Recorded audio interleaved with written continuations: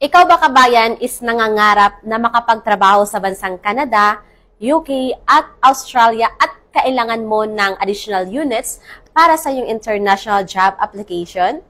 Hello Kuwait and Philippines, hello Middle East, and hello world. This is Ms. Rachel from ICAC Kuwait and welcome dito sa ating live update. Ayan, so para sa lahat ng mga kababayan natin na hindi pa nakapag-enroll sa ating Diploma in Health and Social Care or Caregiver course, ayan, so open na po for enrollment yung ating June batch po, no? So grab this chance po na makapag-enroll tayo sa napaka-in-demand na course, which is in-demand din yung trabaho. Kasi alam naman talaga natin na kahit saan tayo mapunta, merong caregivers. Maraming healthcare professionals na kinakailangan bawat bansa. And alam po nating lahat na sa bansang Canada, UK, at Australia, napaka-in-demand talaga ng healthcare professionals. So, grab this chance po no, na i-avail yung ating special offer and i-avail din yung ating free course. Kumbaga, once mag-enroll tayo sa Diploma in Health and Social Care, meron tayong discount sa course fee natin, plus magkakaroon tayo ng free practical caregiver training po. So, kumbaga, dalawa yung ma-receive natin. Isang diploma, which is internationally recognized. So, kahit saang bansa tayo mapupunta or pupunta, pwede natin siyang ipa-apostle or kaya ipa-authenticate sa embassy and ipa-evaluate sa WIS or World Education Services ICA Educational Credential Assessment. So, yun po yung mga organization na nag-i-evaluate ng credentials natin to prove na legit siya. Okay, so aside that, sa internationally recognized diploma natin, meron tayong TOR, of course, which is meron tayong 60 units, meron tayong 120 units. So, yung 60 units, ito po yung level 4 ng Diploma in Health and Social Care. Yung pwedeng mag-enroll dito is yung mga high school level, or kaya ay yung mga college graduate na or high school graduate na kailangan lang talaga nila na to prove na sila is professional na healthcare or caregiver. And of course, yung ating level 4, which is 120 units na po yun.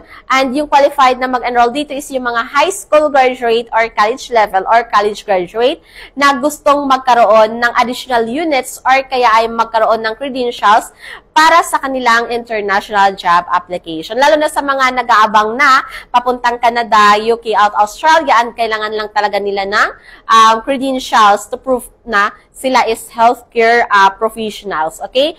And of course, yan, meron tayong free, once mag-enroll tayo, meron tayong free practical caregiver training course po, no? So, meron tayong certificate na ma-receive po aside sa diploma. May certificate tayo na ma-receive, which is, ito is approved na rin siya ng CPD Standard Office sa UK. And kahit sino po is pwede pong mag-enroll. Wala po tayong age limit, no? Dito sa ICAC, walang age limit. Kahit sino is pwedeng mag-aral. Kasi lahat tayo merong opportunity na makapag-enroll, makapag-aral, makapag-uplift ng credentials. Pero take note nyo po na yung in-enroll po ninyo is Diploma in Health and Social Care or Caregiver course. So, alam naman natin na once tayo is nagtatrabaho or nag-apply ng trabaho sa mga caregivers, facilities or clinic or hospitals or healthcare na hospitals po, no, or company, yun talaga is meron silang age limit once na mag-apply tayo.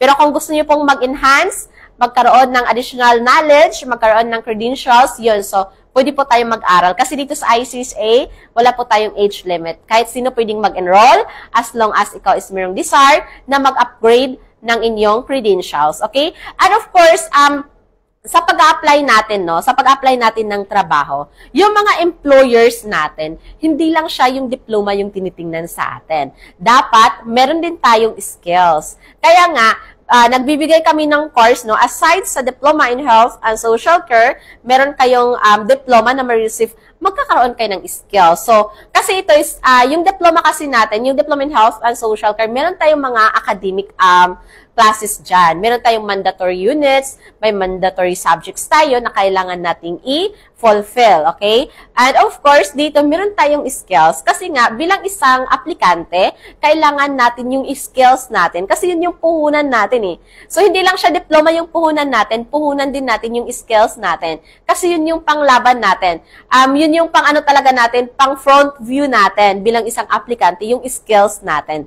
Okay? So, yun, kailangan talaga natin yun, yung skills, yung pinakamahalaga kung tayo is mag-a-apply ng trabaho. Kaya nandito si ICSA para gabayan kayo, para maging partner ninyo sa pag-upgrade, sa pag-uplift ng inyong mga credentials, sa pag-upgrade ng inyong skills, okay, sa pag-develop ng inyong professional or pagkaroon ninyo ng professional growth, okay? So, yun, dito sa ating Diploma in Health and Social Care, pwede po natin siyang tapusin sa loob ng 9 months or kaya 18 months. So, kung hindi kayo nagmamadali, pwede tayong mag-18 months. Kung nagmamadali tayo, pwede tayong mag-9 months and 12 months. Okay? So, meron tayong mga duration na pwedeng pagpipilian. Minsan nagtatanong sila, ano ba yung difference ng 9 months, 18 months, 12 months duration? Actually, wala siyang pinagkaiba pag ang pag-uusapan natin is yung mga modules ninyo. Yung magkaiba lang dyan is yung payment option natin. Of course, kasi iba yung payment option or payment plan mo pag 9 months yung ipapa-enroll mo. Kung 12 months naman, iba yung ibabayad mo monthly. Pag 18 months naman, iba yung monthly na ibabayad mo. Pero, kung ang pag-uusapan natin, sabi ko nga, kung modules yung pag-uusapan natin or yung mga matutunan ninyo, yung mga skills na ma-achieve ninyo dito, is same lang po siya. Walang pinagkaiba. Okay? So, yun, hello sa ating 7 million in the house. Good morning po sa inyo. Hello po. Ma'am, ano ba to? Nakabaliktad yung pangalan. Good morning po sa inyo. Ayan, so sa lahat ng mga students natin sa Canada, good morning. Sa mga nasa Hong Kong ngayon, sa Brunei, sa Malaysia, sa Taiwan, good morning sa inyong lahat. Sa Saudi, sa UAE, sa Dubai, of course, sa Qatar, good morning po sa inyong lahat. Of course, sa mga estudyante natin sa Pilipinas. Ayan, so good afternoon sa inyo. Okay. So, yun. Balik tayo dito sa ating Diploma in Health and Social Care. So, bakit mahalaga? Bakit mahalaga yung pag-aaral or bakit mahalaga yung pag-i-enhance natin ng skills? Bakit mahalaga yung pag-uplift natin ng mga credentials natin? Kasi tulad nga ng sinabi ko, bilang aplikante, yun yung front view natin, yung skills natin. Yun yung ano natin kumbaga yun yung panglaban natin pag tayo is nag-apply ng trabaho. Kaya kung goal mo talaga na magpunta ng Canada or UK, Australia, or saang bansa man sa Europe po, no? So, habang maaga, mas maganda na kapag-aral tayo. Lalo na kung matagal mo na talagang plano, no, na makapagpunta dyan sa mga bansang yan, magtatrabaho ka bilang isang caregiver or healthcare assistant or bilang isang professional talaga na caregiver po. Okay, so, napaka-in-demand siya na trabaho kasi kahit saan tayo mapunta, merong mga caregivers, merong mga healthcare professionals. Okay, so dito sa ICSA, meron pa tayong instructor na mag-guide sa inyo all throughout the course from the beginning until the end sa course ninyo. Okay, so huwag kayong mag-alala lalo na sa mga online students natin kasi ang iniisip nila is online siya, baka wala tayong instructor. Kahit online class po tayo, via Zoom po yan, interactive classes po siya. So, meron tayong instructor dyan na mag-assist sa inyo. So, sa mga nagtatanong, paano yung practical classes? Okay. So, dito po, no, tinuturo po yan ni instructor through Zoom. And then, kaya nga, kahit online class kayo via Zoom, lalo sa mga students natin sa Taiwan, sa Hong Kong, sa Brunei, sa Malaysia po, no, kaya nire-require pa rin siya ni instructor na at least meron kayong pang-check ng blood sugar, pang-check ng BP, and then stethoscope. Kasi gagamitin niyo po yan. Tuturuan po kayo ng instructor ninyo kung paano siya gagawin, paano siya gagamitin. And of course, kailangan niyo siyang i-practice sa sarili ninyo or sa friend ninyo. So, kung meron man kayong mga questions, kung tama ba yung ginagawa niyo or mali, nandyan po si instructor, i-guide po niya kayo kung ano yung dapat yung gawin. Okay, so ibibigay nyo lang yung observation ninyo, ganito yung nangyayari pag-check ko, so magbibigay yun ng comments sa instructor ninyo. Kaya huwag kayong mag-alala, kasi i-guide po kayo ng instructor natin, magkakaroon kayo ng skills, magkakaroon kayo ng diploma, which is internationally recognized po yun. So wala siyang expiration yung diploma natin, anytime, anywhere, magagamit po natin siya. Okay, so yun, dito meron tayong usually 6 subjects lang yun siya. And usually, yung assignments nyo, natatapos lang yan ng within 6 months or 8 months. Depende kasi siya kung gaano natin siya kabilis tapusin yung mga modules natin, no? Although si instructor, meron siyang calendar plan na sinusunod na dapat ito yung exercises nyo within this week kasi nga once a week lang yung klase natin. Okay, hello Ma'am Christine. Good morning. Good afternoon po sa inyo. Okay, so yun, para sa ibang detalye, mag-message po kayo sa aming WhatsApp number, +965 993028850 or kaya ay mag-register kayo sa link na makikita nyo dyan sa ating caption kung kayo is interesado na mag-proceed for enrollment para ma-assist po namin kayo sa enrollment process. Okay? Para sa mga nagtatanong kung paano yung process ng enrollment natin, no? Kasi marami talagang nagko-comment, ma'am, paano, how, paano ba mag-enroll, ganon.